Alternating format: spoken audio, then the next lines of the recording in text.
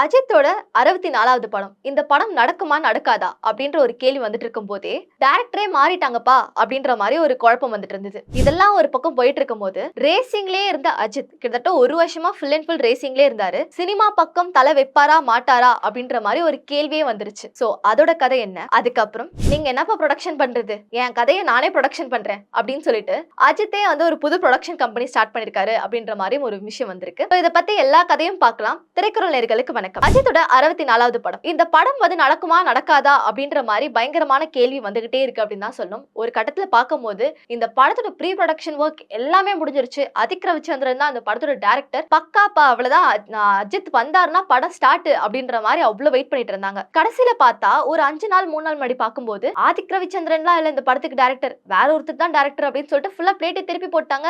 எதனால இந்த மாதிரி ரூமர்ஸ் கிளம்புது அப்படின்ற மாதிரியே தெரியல. ஒரு பக்கம் போயிட்டு இருக்கும்போது அஜித் வந்து ஃபுல் அண்ட் ஃபுல் ரேசிங்ல இருந்தாரு. கடந்த ஒரு வருஷமா ஃபுல் அண்ட் ஃபுல் வந்து அபுதாபி, துபாய் இந்த இடத்துலயே வந்து ரேசிங் சொல்லிட்டு உட்காந்துட்டு இருந்தாரு. அந்த ரேசிங்லயுமே சும்மா சொல்லக்கூடாது. அவர் வந்து வெற்றி அடைஞ்சது எல்லாமே வந்து பாத்தீங்கன்னா டாப் 3 இதுல தான் வந்து இந்தியாவோட பேரே வந்து நிலைநிட்டிருக்காரு அப்படின்ற மாதிரி சொல்லலாம். சோ அதெல்லாம் ஒரு பக்கம் போகும்போது எல்லாம் ஓகே ஃபைன், சென்னைக்கு கிளம்பி வரலாம் அப்படின்ற பார்க்கும்போது கடைசியில வந்து பாத்தீங்க அப்படின்னா ஏர்கிராஃப்ட்லாம் ஷட் டவுன் பண்ணிட்டாங்க. அவரால் வர முடியாத நிலைமை இருந்துச்சு. அப்படி இருக்கும்போது அது ஒரு பெரிய ஒரு பிரச்சனையா இருந்தது. நிறைய செலிபிரிட்டிஸ் வந்து இந்த கோலிவுட், பாலிவுட் ஹீரோ ஹீரோயின்ஸ் எல்லாம் வந்து துபாயிலே வந்து மாட்டிக்கிட்டாங்க, அவ்வளவுதானோ அப்படின்ற மாதிரி பேசிட்டு இருக்க நிலைமையில அஜித் வந்து அங்க சேஃபா தான் இருக்காரு அப்படின்ற மாதிரி அவரோட அசிஸ்டன்ட் வந்து ஒரு நார்மலான ஒரு வீடியோ கால் மூலமா கன்ஃபார்ம் பண்ணாரு. இதெல்லாம் ஒரு பக்கம் போயிட்டு இருக்கும்போது AK64 Adhik Ravichandran after good bad ugly விடாமுயற்சிக்கு அப்புறம் அஜித்தோட 64வது படம். சோ இந்த படம் எந்த அளவுக்கு இருக்கும் அப்படின்னு சொல்லிட்டு எல்லாருமே ரொம்ப வெயிட் பண்ணிட்டு இருந்தாங்க. ஏன்னா கிட்டத்தட்ட ஒரு 1.5 வருஷமா அஜித்தோட படங்களே இல்ல அப்படின்ற போது அஜித் ரசிகர்கள் எல்லாருமே வந்து கொஞ்சம் லைட்டா சோகமாயிட்டாங்க அப்படின்ற மாதிரி தான் இருக்கு. சோ எப்படா இவரோட படம் வரும், எப்படா இவரோட படம் ஆரம்பிக்கலாம் அப்படின்ட்டு இருக்கும்போது தான் நடுவுல வந்து ஒரு டீசர் மாதிரி ஒன்று விட்டுருந்தாங்க. டீசர் இந்த சென்ஸ் AK64 பத்திலாம் இல்ல, ஜஸ்ட் ஒரு கிளிம்ஸ் மாதிரி ஒரு டாக் மாதிரி விட்டுருந்தாங்க.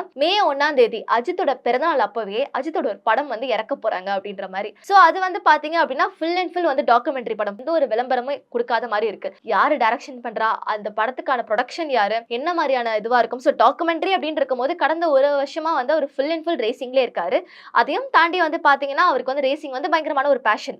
சினிமா துறைக்கு வரதுக்கு முன்னாடியே ரேசிங் அந்த மாதிரி ஒரு விஷயத்துல வந்து ரொம்ப ஒரு பேஷனட்டான பர்சன். பைக்கா இருக்கட்டும், காரா இருக்கட்டும், அப்படி இருந்த ஒரு பர்சன் வந்து இப்போ ஃபுல் அண்ட் ஃபுல் அதுல இறங்கி வேலை பார்த்துட்டு இருக்கும்போது அதை ஃபுல்லா ஒருத்தவங்க வந்து டாக்குமெண்ட் பண்ணி டாக்குமெண்ட்ரி மூவி எடுக்கலாம் அப்படின்ற மாதிரி இருக்கு. இந்த நிலையில இருக்கும்போது பாத்தீங்க அப்படின்னா அஜித் குமாரோட ஸ்போர்ட்ஸ் சர்வீஸ் லிமிடெட் அப்படின்ற ஒரு கம்பெனி வந்து ரெஜிஸ்டர் பண்ணியிருந்தாங்க. சோ இது ஒரு பக்கம் போயிட்டு இருக்கும்போது ஓகேப்பா அஜித் சார் வந்து அவரோட ப்ரொடக்ஷன் கம்பெனி ஒன்று ஸ்டார்ட் பண்ண போறாரு அப்படின்ற மாதிரி ஒரு விஷயங்கள்லாம் போயிட்டு இருக்கு. மேபி வந்து அவரோட டாக்குமெண்ட்ரி ஃபிலிம் இவரே வந்து ப்ரொடியூஸ் பண்ற மாதிரி ஒரு விஷயங்களும் இருக்கலாம். சோ இதெல்லாம் ஒரு பக்கம் இருக்கட்டும். இந்த கதைக்கு நம்ம வந்து அப்புறமா வரலாம். சோ AK64 படத்தோட கேள்வி என்ன கதை, இது வந்து நடக்குமா நடக்காதா அப்படின்ற மாதிரி நிறைய கேள்விகள் இருக்கு. எதனாலன்னு பாத்தீங்கன்னா நடுவுல வந்து ஆதிக் ரவிச்சந்திரன் தான் டைரக்ஷன் அப்படின்ற மாதிரி சொல்லியிருந்தாங்க. அதுக்கப்புறம் வந்து நம்ம சிறுத்தை சிவா வந்து டைரக்ட் பண்ண போறாரு, ஆதிக் ரவிச்சந்திரன் இல்ல அப்படின்ற மாதிரி ஒரு பயங்கரமான ஸ்ட்ராங்கான விஷயம் வந்துருந்தது. சோ சிறுத்தை சிவா அப்படின்னு சொல்லும் போது வந்து பாத்தீங்கன்னா ஆல்ரெடி வந்து அஜித் கூட நிறைய படங்கள் வந்து அவர் பண்ணியிருந்திருக்காரு. சோ அப்படி பண்ணியிருக்கும் போது மறுபடியும் அவங்க 2 பேரும் இணைய வாய்ப்பு இருக்கா அப்படின்னு கேட்கும்போது ஆப்வியஸா இருக்கும் அப்படின்ற மாதிரி தான் இருக்கு. ஏன்னா வந்து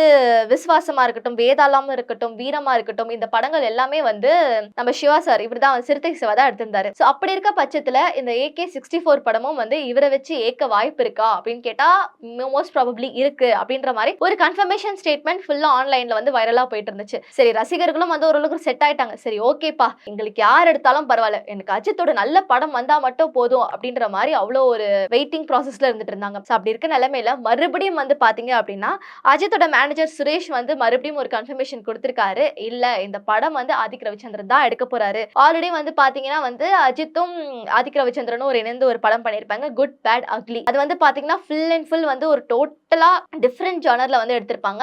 அஜித்தை வந்து நம்ம அந்த ஒரு ஜானர்ல பார்த்திருக்கவே மாட்டோம். சோ அந்த கெட்டப்பா இருக்கட்டும், அவரோட ரோலா இருக்கட்டும் டோட்டலா டிஃபரெண்டா இருந்துச்சு. அந்த படம் வந்து அந்த அளவுக்கு ஒரு ரீச் கொடுக்கல அப்படின்ற மாதிரி தான் இருந்துச்சு. சோ அஜித் நடிச்ச அதுக்கு முன்னாடி இருந்த ஒரு படம் விடாமுயற்சி, அதுவும் வந்து பெருசா ஹிட் கொடுக்கல. சோ இந்த மாதிரி இருக்க நிலையில வந்து இந்த படமாச்சு ஹிட் கொடுக்குமா அப்படின்னு பாத்தீங்கன்னா மோஸ்ட் ப்ராபபிலி ஹிட் கொடுக்குமோ அப்படின்ற மாதிரி தான் இருக்கு. ஏன்னா அஜித்தோட படம் ரிலீஸ் ஆகி கிட்டத்தட்ட ஒரு 1.5 ஆண்டுகள் ஆன போது 1.5 வருஷம் ஆயிடுச்சு அப்படின்ற போது கண்டிப்பா இந்த படம் வெற்றி அடையும், இந்த படத்துக்காக நிறைய எஃபர்ட் போடுறோம் அப்படின்ற மாதிரிலாம் ஸ்டார்டிங்லேயே ஆதிக் ரவிச்சந்திரன் நிறைய விஷயங்கள்லாம் சொல்லியிருந்தாரு. இந்த படத்துல முக்கியமா வந்து பாத்தீங்க அப்படின்னா ஜிவி பிரகாஷ் வந்து கம்போசிஷன் பண்ண வாய்ப்பு இருக்கோ அப்படின்ற மாதிரிலாம் ஒரு வைரலா போயிட்டு இருந்துச்சு. இதுல வந்து லீட் ஹீரோயினா வந்து ஸ்ரீலீலா அப்படின்ற மாதிரியும் சொல்லியிருந்தாங்க. ஸ்ரீலீலா வந்து நம்ம சொல்லவே வேண்டாம், ஆல்ரெடி பராசக்தி படத்துல வந்து மார்க் வந்து இது பண்ணியிருந்தாங்க. Okay she's very good heroine அப்படின்ற மாதிரிலாம் அந்த படத்தோட டேரக்டரே வந்து நிறைய பேர் இதை அப்ரிஷியேட் பண்ணி பேசியிருந்தாங்க. இந்த படத்துல வந்து ஸ்ரீலீலா செமையா நடிச்சிருந்தாங்க அப்படின்னு இருக்கும்போது, ஸோ இதுல ஒரு முக்கியமான விஷயம் என்ன அப்படின்னு சொல்லிட்டு பாத்தீங்கன்னா, அஜித்தோட மோகன்லாலும் இணைந்து நடிக்க போறாங்க அப்படின்ற மாதிரி AK-64 பத்தி எக்கச்சக்கமான அப்டேட்ஸ் வந்துட்டே இருந்துச்சு. யார் லீட் ஹீரோயின் ஆக போறா, மியூசிக் கம்போசர் வந்து இவங்களா இருக்க போகுது, அதுக்கப்புறம் நடுவுல வந்து வேற ஒரு மியூசிக் கம்போசர் மாற போறாங்க அப்படின்ற மாதிரி ஒரு இன்ஃபர்மேஷன் வந்துச்சு. அதுக்கப்புறம் வந்து மோகன்லால் தான் ஒரு கன்ஃபர்மேஷன் ஸ்டேட்ல இருக்கு AK-64க்கு அப்படின்ற மாதிரி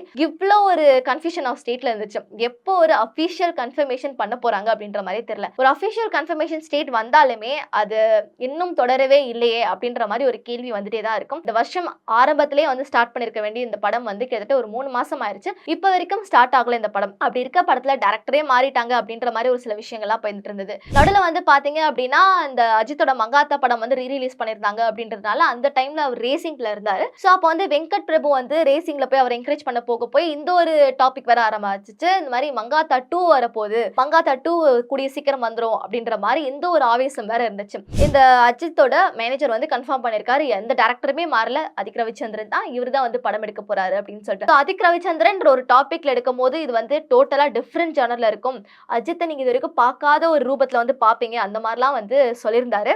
பட் அவரோட ஹிஸ்டரி அப்படின்னு பார்க்கும்போது ஒரு சில படங்கள்லாம் வந்து அந்த அளவுக்கு பெருசா ஹிட் கொடுக்கல. அவர் எடுத்த படங்கள்ல ஓரளவுக்கு மார்க் பண்ணுச்சு அப்படின்னு பாத்தீங்கன்னா மார்க் ஆண்டனி இந்த ஒரு படம் வந்து ஓரளவுக்கு ஹிட் கொடுத்துச்சு. அதுக்கப்புறம் வந்து பாத்தீங்கன்னா குட் பேட் அக்லி ஓரளவுக்கு ஓகே அப்படின்ற மாதிரி ஒரு ஃபிலிம் இருந்துச்சு. ஸோ இதை வச்சு அஜித்தோட 64வது படம் வந்து எந்த மாதிரி இருக்க போகுது அப்படின்றது தெரியல. ஸோ ஹோப்ஃபுல்லி வெயிட் பண்ணி தான் பார்க்கணும். இதுல இன்னொரு முக்கியமான விஷயம் அப்படின்னு சொல்லிட்டு பாத்தீங்கன்னா, இவ்வளோ நாள் வெயிட் பண்ணதுல இந்த மாதிரி ஒரு சில ரூமர்ஸும் வர ஆரம்பிச்சிச்சு. அஜித் வந்து ஹை சேலரி கேட்கிறாரு, அதனாலதான் வந்து இப்போ படம் அவர் வச்சு எடுக்க வந்து நிறைய ஒரு கேள்வியா வந்துட்டு இருக்கு அப்படின்றது. ஸோ இதெல்லாம் ஆப்வியஸா கண்டிப்பா ஒரு ரூமர்ஸா தான் இருக்கும். He is high weld person. So அப்படி இருக்க பர்சன் வந்து இந்த மாதிரி ஒரு விஷயத்துக்காக ஒரு ரூமரா கிளப்பி இதெல்லாம் எந்த ஒரு விஷயமும் இருக்காது.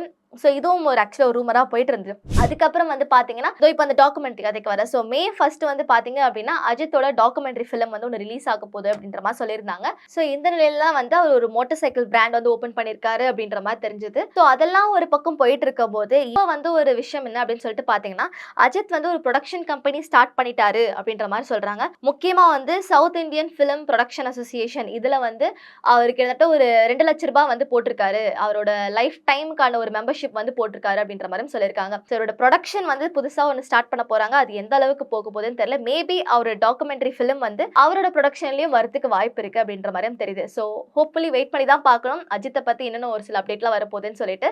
ஸோ AK-64 ஆன் த வே அப்படின்ற மாதிரி சொல்லலாம். அவர் சென்னைக்கும் வந்துட்டாரு அப்படின்ற மாதிரி சொல்றாங்க. ஸோ எந்த அளவுக்கு சீக்கிரமா ஆரம்பிக்க முடியுமோ அந்த அளவுக்கு சீக்கிரமா ஆரம்பிக்க போறாங்க அப்படின்ற மாதிரியும் தெரியுது. ஸோ ஹோப்ஃபுல்லி வெயிட் பண்ணி பார்க்கலாம்.